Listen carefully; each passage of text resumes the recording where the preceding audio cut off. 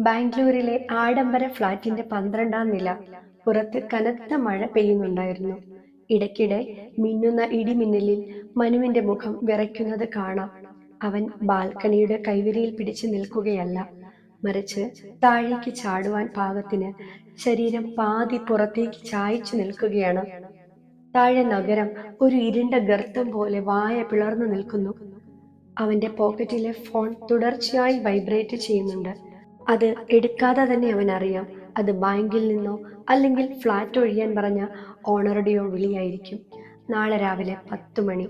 അതായിരുന്നു അവന് കിട്ടിയ അന്ത്യശാസനം. 10 മണിക്ക് മുൻപ് ഈ ഫ്ലാറ്റിൽ നിന്ന് ഇറങ്ങണം. എങ്ങോട്ട് അറിയില്ല. ഇന്നലെ വരെ മനുസാർ എന്ന് വിളിച്ച് പുറകെ നടന്നവർ ഇന്ന് അവനെ കാണുമ്പോൾ മുഖം തിരിക്കുന്നു. ഉച്ചയ്ക്ക് വിശപ്പ് സഹിക്കാനാവാതെ ഒരു സുഹൃത്തിനെ വിളിച്ചപ്പോൾ അവൻ പറഞ്ഞത് മനുവിന്റെ കാതിൽ ഇപ്പോഴും മുഴങ്ങുന്നുണ്ട്. അഹങ്കാരത്തിന് കിട്ടിയ തിരിച്ചടിയാ മനു ഇതെല്ലാം. ഇനി എന്നെ വിളിക്കരുത്. ആ വാക്കുകൾ ഒരു അമ്പുപോലെ അവന്റെ നെഞ്ചിൽ തറച്ചു. ദുരഭിമാനം, അതാണ് അവനെ തകർത്തത്. പരാജയപ്പെട്ടവനായി നാട്ടിലേക്ക് മടങ്ങുവാൻ അവന്റെ ഈഗോ സമ്മതിക്കുന്നില്ല. ഇനി ആർക്കും എന്നെ പരിഹസിക്കുവാൻ അവസരം കൊടുക്കില്ല. ഈ രാത്രിയോടെ എല്ലാം തീരും. അവൻ ബാൽക്കണിയിൽ നിന്ന് പിന്തിരിഞ്ഞു. അവസാനമായി ഒരു കുറിപ്പെഴുതണം. മേശപ്പുറത്ത് പേപ്പർ തപ്പിത്തടയുന്നതിനിടയിൽ വിറയ്ക്കുന്ന കൈകൾ തട്ടി ഒരു ചില്ല് ഗ്ലാസ് താഴെ വീണു പൊട്ടി. ആ ശബ്ദത്തിൽ അവൻ അറിയാതെ ഞെട്ടി. ഗ്ലാസ് വീണത് മേശയുടെ അടിയിലുള്ള ഒരു പഴയ കാർഡ്ബോർഡ് പെട്ടിയിലേക്കാണ്. ചിതറിക്കിടക്കുന്ന ഗ്ലാസ്. അവൻ അതിലേക്കൊന്ന് നോക്കി. ഗ്ലാസ് വീണത് മേശയുടെ അടിയിലുള്ള ഒരു പഴയ കാർഡ്ബോർഡ് പെട്ടിയിലേക്കായിരുന്നു. ചിതറി വീണ ഗ്ലാസ് ആ ചില്ലുകളിലേക്ക് നോക്കി നിൽക്കുമ്പോൾ അവന്റെ കണ്ണ് ആ പെട്ടിയിലുടക്കി. അതിൽ നിറയെ പഴയ സാധനങ്ങളാണ്. അവന്റെ കൈകൾ അറിയാതെ ആ പെട്ടി തുറന്നു. ആ കൈകൾ അവൻ പോലും അറിയാതെ ചെന്നുടക്കിയത് കറുത്ത പുറംചട്ടയുള്ള ഒരു പുസ്തകത്തിലാണ്. അമ്മ കൊടുത്തുവിട്ട ഒരു ബൈബിൾ, വളരെ പഴയത്. അത് കണ്ടപ്പോൾ അവന്റെ ഉള്ളൊന്ന് പിടഞ്ഞു. വർഷങ്ങൾക്ക് മുൻപ് അപ്പന്റെ കച്ചവടം നഷ്ടമായ സമയത്ത് കടക്കാർ വീടിന് ചുറ്റും വളഞ്ഞപ്പോൾ അടുക്കളയിലിരുന്ന് കരഞ്ഞു പ്രാർത്ഥിച്ച അമ്മയുടെ രൂപം അവന്റെ കൺമുന്നിൽ തെളിഞ്ഞു. അന്ന് അമ്മ പറഞ്ഞ വാക്കുകൾ മുറിയിലെ നിശബ്ദതയിൽ അലയടിക്കുന്നത് പോലെ അവന് തോന്നി. ഒനെ, വടക്കു നിന്നോ തെക്കു നിന്നോ ഏതെങ്കിലും മനുഷ്യരിൽ നിന്നോ അല്ല നിന്റെ സഹായം വരുന്നത്. ആകാശവും ഭൂമിയും ഉണ്ടാക്കിയ ദൈവത്തിന്റെ അടുക്കൽ നിന്നാണ്. മനുഷ്യൻ നിന്റെ മുൻപിൽ ഒരു വാതിൽ കൊട്ടിയടയ്ക്കുന്നതിനും വളരെ മുൻപേ ദൈവം നിനക്കായി 7 വാതിൽ തുറന്നു വെച്ചിട്ടുണ്ടാകും. അവൻ വിറയ്ക്കുന്ന കൈകളോടെ ആ ബൈബിൾ നെഞ്ചോട് ചേർത്തു. അറിയാതെ അത് തുറന്നു. അവന്റെ കണ്ണുകൾ ചെന്ന് നിന്നത് സങ്കീർത്തനം 50:15 കഷ്ടകാലത്ത് എന്നെ വിളിച്ചപേക്ഷിക്കുക, ഞാൻ നിന്നെ വിടുവിക്കുകയും നീ എന്നെ മഹത്വപ്പെടുത്തുകയും ചെയ്യും. ആ നിമിഷം അതുവരെ പിടിച്ചു നിർത്തിയവന്റെ അണക്കെട്ട് പൊട്ടി. അവന്റെ കണ്ണുകൾ നിറഞ്ഞൊഴുകുവാൻ തുടങ്ങി. അവൻ പോലും അറിയാതെ അവൻ തറയിൽ മുട്ടുകുത്തി അലറിക്കരഞ്ഞു. ദൈവമേ, ഞാൻ അഹങ്കാരിയാണ്. ഞാൻ തോറ്റുപോയി. നാളെ രാവിലെ എന്ത് ചെയ്യുമെന്ന് എനിക്കറിയില്ല. എൻ്റെ അഹങ്കാരം, എൻ്റെ കഴിവാണ് എല്ലാത്തിനും കാരണമെന്ന് ഞാൻ വിശ്വസിച്ചു. എല്ലാം എല്ലാം ഇതാ ഞാൻ നിന്റെ കാൽക്കൽ വെക്കുന്നു. ഒന്നുകിൽ എന്നെ നീ വഴി നടത്തണം, അല്ലെങ്കിൽ അല്ലെങ്കിൽ നീ തന്നെ എനിക്കൊരു മരണം നൽകണം. എനിക്ക് വേറെ വഴിയില്ല. ആ മുറിയിൽ ഒരു വലിയ ശാന്തത പരന്നു. കരഞ്ഞു തളർന്ന് ആ ബൈബിളിൽ തലവെച്ച് അവനങ്ങനെ കുറേ നേരം കിടന്നു.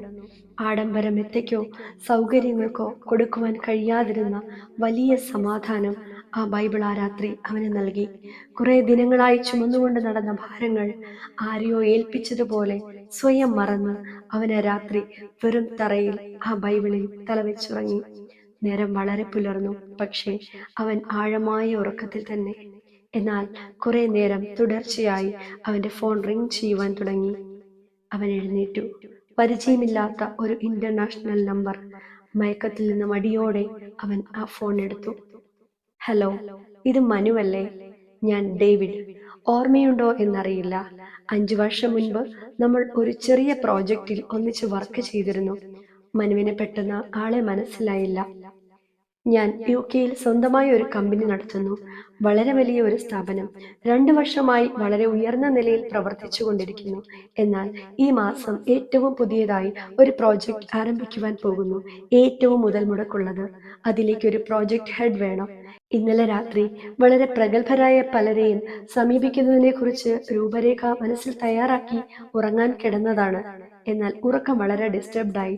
പഴയ ഒരു ഡയറി വളരെ യാദൃച്ഛികമായി എടുത്തു വെച്ച് വായിച്ചു. അതിൽ മനുവിനെക്കുറിച്ച് അന്നത്തെ ചില കാര്യങ്ങൾ എഴുതി വെച്ചിരിക്കുന്നത് വായിക്കുവാനിടയായി. എന്തോ എല്ലാം പെട്ടെന്നുറപ്പിക്കുവാൻ ഉള്ളിലൊരു പ്രേരണ പോലെ. ശമ്പളം നീ ചോദിക്കുന്നതാണ്. നിനക്ക് താല്പര്യമുണ്ടോ?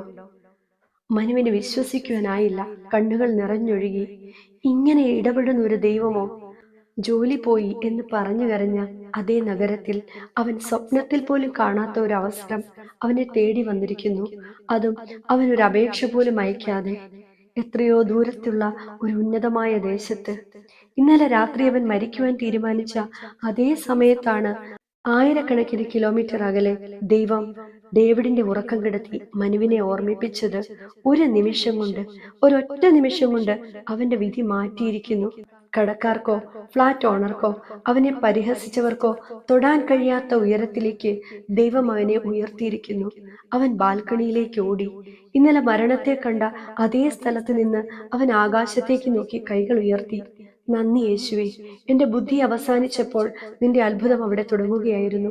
ഉറക്കത്തിൽ സകലതും മാറി മറിഞ്ഞു. എനിക്ക് വേണ്ടി ഒരാളുടെ ഉറക്കം കളഞ്ഞിടപെട്ട ദൈവം. ഞാൻ എത്രയോ കാലം ഈ ദൈവത്തിന്റെ സ്നേഹം മനസ്സിലാക്കാതെ ജീവിച്ചു. പിന്നീട് ദൈവസന്നിധിയിൽ 100,000 തീരുമാനങ്ങൾ ഹൃദയത്തിൽ അവൻ എഴുതിയിട്ടു. അവന്റെ കണ്ണുകൾ നിറഞ്ഞൊഴുകി. ഇന്നലെ രാത്രി അവൻ മരിച്ചിരുന്നെങ്കിൽ ഈ അത്ഭുതം കാണുവാൻ അവൻ ഉണ്ടാകുമായിരുന്നില്ല. എല്ലാ വാതിലും അടയുമ്പോൾ ദൈവം വാതിൽ തുറക്കും എന്ന് അമ്മ പറഞ്ഞത് എത്ര സത്യമാണ്. പിന്നെ അമ്മയെയും മറ്റു പലരെയും ആവേശത്തോടെ ഫോൺ ചെയ്ത് തന്നോട് ദൈവം ചെയ്ത അത്ഭുതത്തെ വർണ്ണിക്കുവാനുള്ള തിരക്കായിരുന്നു അവന്. പ്രിയപ്പെട്ടവരെ, ഇതൊരു കഥ മാത്രമല്ല.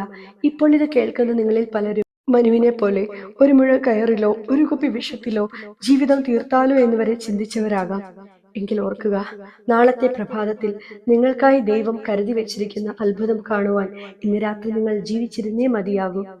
നമ്മുടെ കഴിവുകളെല്ലാം മാറ്റിവെച്ച് ദൈവത്തിന്റെ സന്നിധിയിൽ മുഴങ്കാൽ മടക്കിയാൽ അടഞ്ഞുപോയ വാതിലുകളേക്കാൾ എത്രയോ ശ്രേഷ്ഠകരമായ പുതുവാതിലുകൾ തുറക്കുവാൻ നാം വിശ്വസിക്കുന്ന നമ്മുടെ ദൈവത്തിന് കഴിയും.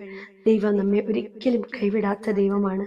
ഇത് കേട്ട എല്ലാവരെയും ദൈവം ധാരാളമായി അനുഗ്രഹിക്കട്ടെ. നിങ്ങളുടെ സ്വപ്നങ്ങളെക്കാൾ അധികമായി ദൈവം നിങ്ങളെ നിറയ്ക്കട്ടെ എന്ന് പ്രാർത്ഥിക്കുന്നു.